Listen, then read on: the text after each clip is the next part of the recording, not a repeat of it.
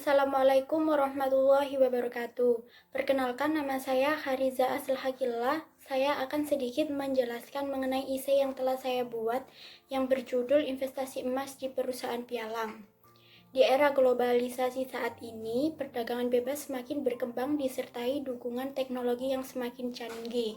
Maka dari itu, masyarakat diharuskan berpikir agar tidak tertinggal informasi, terutama dalam bidang ekonomi. Karena dengan memanfaatkan teknologi tersebut, masyarakat bisa mengembangkan bisnisnya seperti memasarkan produk-produk mereka melalui teknologi tersebut yang berupa media-media sosial ataupun aplikasi. Nah, perusahaan Pialang ini termasuk salah satu perusahaan terbesar di Indonesia. Apa sih yang dimaksud perusahaan Pialang?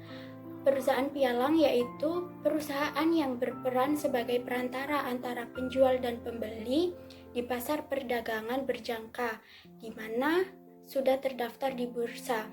Pada perusahaan Pialang ini yaitu terdapat beberapa jenis investasi.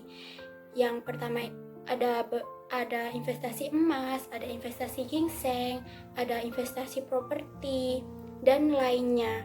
Tapi dalam perusahaan Pialang ini itu yang menjadi primadona yaitu investasi emas, karena investasi emas bisa bertahan dan dapat memberikan keuntungan yang besar meskipun keadaan perekonomian di suatu negara itu menurun atau mengalami krisis. Pada perusahaan Pialang ini, investasi emas bukan berupa emas fisik, melainkan investasi berupa nilai indeks emas, di mana melakukan trading tanpa adanya perpindahan aset emas secara fisik. Pada perusahaan Pialang menggunakan investasi emas secara non-fisik karena menghasilkan pengembalian yang lebih baik daripada fisik emas. Dan trading tersebut juga bisa dilakukan dalam jangka waktu pendek dan dalam jangka waktu panjang. Trading tersebut dapat memberikan peluang keuntungan yang lebih cepat dari fluktuasi harga spot. Apakah trading emas itu boleh secara Islam? Nah, menurut hukum Islam, trading emas yaitu asal mulanya itu boleh. Dan akad jual beli dalam trading emas ini merupakan akad jual beli tempo yang hukumnya sah selagi tidak ada unsur riba, gharar, maisir, dan goben. Jadi pada dasarnya jual beli berjangka merupakan perdagangan yang diterima konsepnya oleh syariat.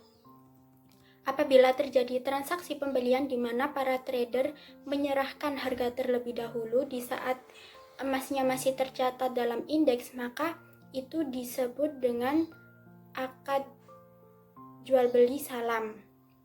Dan apabila kontrak penjualan emas dengan emas yang diserahkan sekarang, namun harga akan diserahkan di masa mendatang, maka itu melakukan akad hawalah dalam bingkai jual beli tempo. Investasi emas ini merupakan aset yang berpeluang menjanjikan keuntungan seperti antisipasi penurunan nilai uang dan emas menjadi lebih baik saat kondisi krisis. Tetapi juga terdapat risiko yang mungkin nantinya itu akan dihadapi oleh para investor. Oleh karena itu, sebelum melakukan investasi harus mempertimbangkan beberapa faktor, yaitu seperti faktor mengenai aplikasi dari perusahaan Pialang tersebut aman atau tidak, terus keamanannya bagaimana, tingkat resikonya rendah atau tinggi, kemudian dana yang dicairkan itu mudah dicairkan atau tidak, terus adanya perlindungan, karena perlindungan data kita itu sangat penting ya agar tidak tersebar ke orang lain. Kemudian keuntungannya itu bagaimana? Jadi keuntungannya itu harus jelas. Hal yang pertama sebelum melakukan investasi emas yaitu perencanaannya. Yang pertama, memilih platform investasi yang tepat di mana perusahaan pialang tersebut dipastikan legal yang telah mendapat lisensi resmi dari Bapepti. Jadi dengan legalitas tersebut kita akan percaya bahwa memang perusahaan itu benar-benar ada.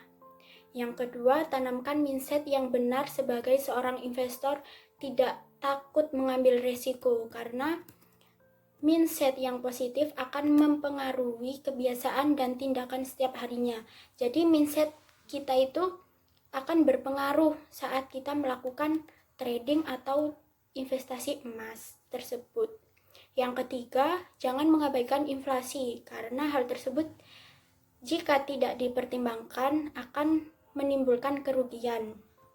Yang keempat, membagi modal yang dimiliki untuk antisipasi apabila terjadi kegagalan total terhadap salah satu aset. Jadi bisa melakukan investasi emas secara 50%, yang 50%-nya itu dilakukan untuk investasi lain. Jadi apabila investasi emas ini gagal total, kita masih punya uang, investor tersebut masih punya modal untuk usaha lainnya. Jadi tidak kehabisan uang. Yang kelima, memilih investasi yang tepat. Salah satunya investasi yang tepat yaitu dengan trading emas ini, karena bisa bertahan dalam kondisi apapun. Yang keenam, memulai dengan investasi yang kecil terlebih dahulu. Dalam perusahaan pialang itu terdapat nominal minimal melakukan investasi. Jadi para investor ini dianjurkan untuk investasi dengan nominal yang minimal tersebut, karena untuk memastikan investasinya ini baik atau tidak. Kalau baik ya nantinya akan dilanjutkan, kalau tidak ya berhenti saja.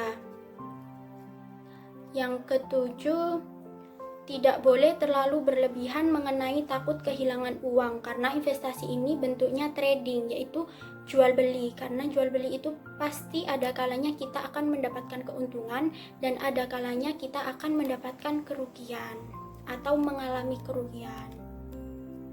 Yang kedelapan, tidak perlu terlalu sering memantau karena berakibat muncul keraguan dan takut dalam mengambil keputusan. Jadi dalam perusahaan pialang ini kan terdapat broker yang membantu kita. Jadi dengan bantuan broker tersebut kita tidak perlu pusing-pusing untuk memikirkan keadaan seperti naik turunnya emas atau bagaimana, yang menimbulkan kita ragu dengan investasi emas tersebut. Jadi gunanya broker atau perusahaan pialang ini itu sebagai sarana konsultasi kita dalam melakukan trading. Dalam trading emas terdapat harga bid yang merupakan patokan bagi investor yang ingin melakukan transaksi sell atau menjual, sedangkan ASK merupakan patokan bagi investor yang ingin melakukan transaksi buy atau membeli.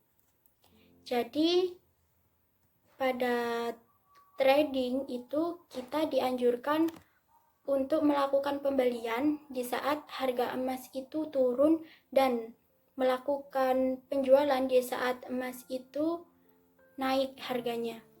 Karena dengan begitu kita akan mendapatkan keuntungan yang lebih besar.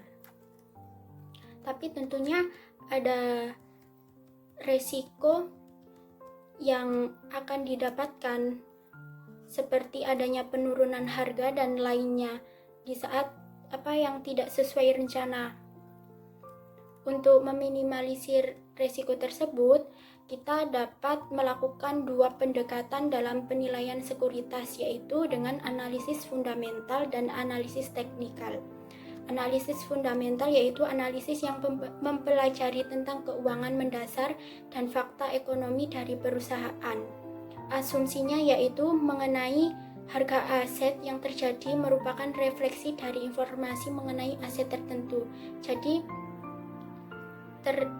harganya itu mengenai aset lain atau investasi lain.